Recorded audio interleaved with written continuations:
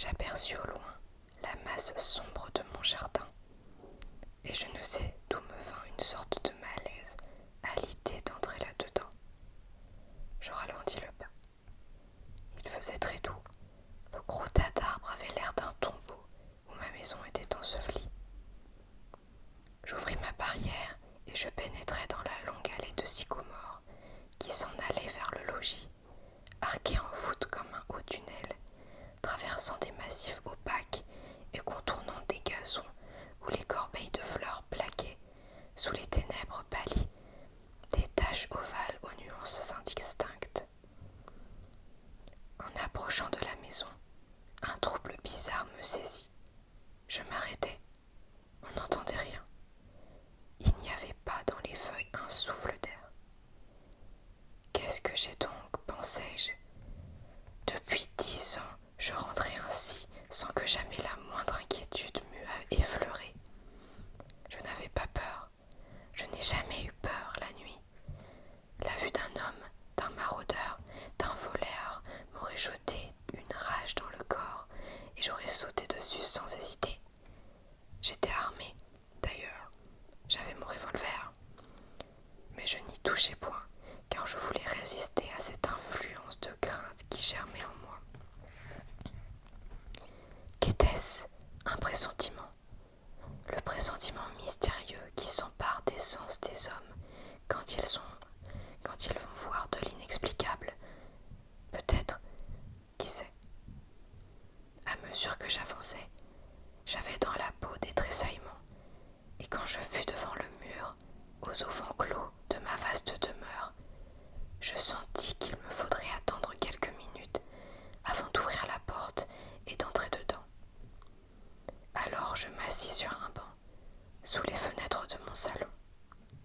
Je restai là, un peu vibrant, la tête appuyée contre la muraille, les yeux ouverts sur l'ombre des feuillages. Pendant ces premiers instants, je ne remarquai rien d'insolite autour de moi. J'avais dans les oreilles quelques ronflements, mais cela m'arrive souvent. Il me semble parfois que j'entends passer des trains, que j'entends sonner des cloches, que j'entends marcher une foule.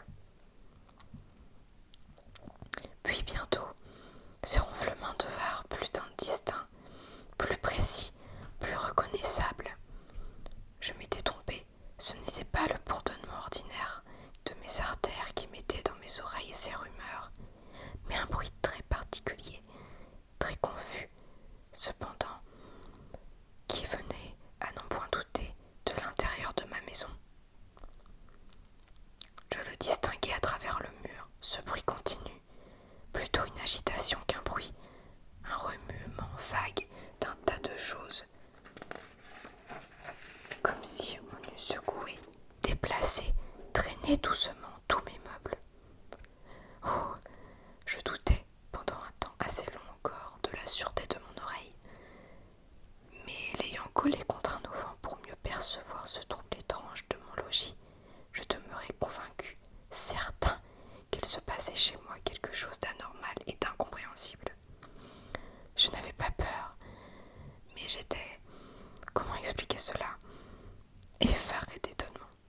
Je n'armai pas mon revolver, devinant fort bien que je n'en avais nul besoin. J'attendis. J'attendis longtemps, ne pouvant me décider à rien, l'esprit lucide mais follement anxieux.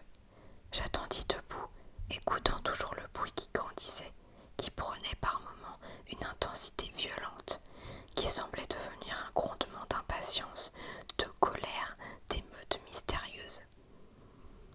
Puis soudain, honteux de ma lâcheté, je saisis mon trousseau de clés et choisis celle qui me fallait.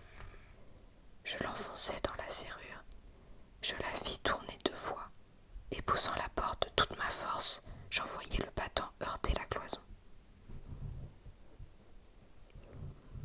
Le coup sonna comme une détonation de fusil, et voilà qu'à ce bruit d'explosion répondit, du haut en bas de ma demeure, un formidable tumulte.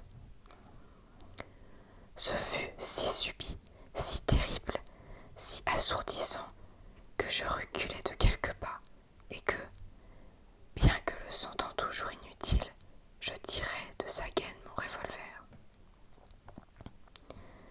J'attendis encore, peu de temps. Je distinguai à présent un extraordinaire piétinement sur les marches de mon escalier, sur les parquets, sur les tapis.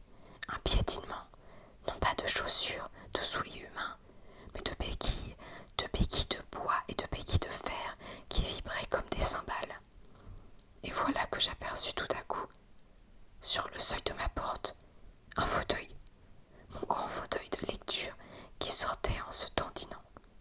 Il s'en allait dans le jardin. D'autres le suivaient, ceux de mon salon, puis les canapés bas se traînaient comme des crocodiles sur leurs courtes pattes, puis toutes mes chaises avec des bonds de chèvre, et les petits tabourets qui trottaient comme des lapins.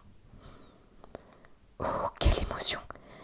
Je me glissais dans un massif où je demeurais accroupi, contemplant toujours ce défilé de mes meubles, car ils s'en allaient tous, l'un derrière l'autre, vite ou lentement, selon leur taille et leur poids.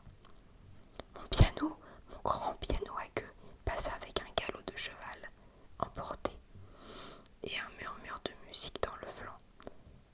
Les moindres objets glissaient sur le sable comme des fourmis.